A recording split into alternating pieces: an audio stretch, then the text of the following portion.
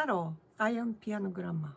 Today, I'd like to play second page of Rhapsody in Blue because today is second day of my new style occupational therapy with Gashin.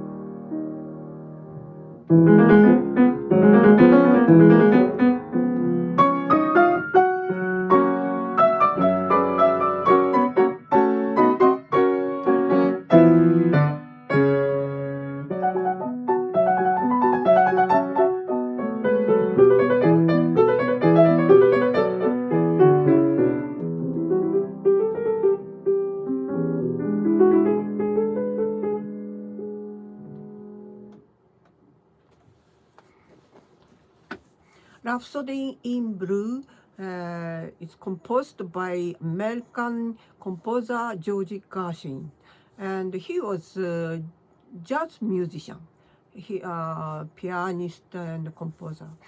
But one day he tried compose with classic style, and originally this is one piano solo with orchestra, but also arranged by himself for two pianos or one piano, two person, or one piano, one person.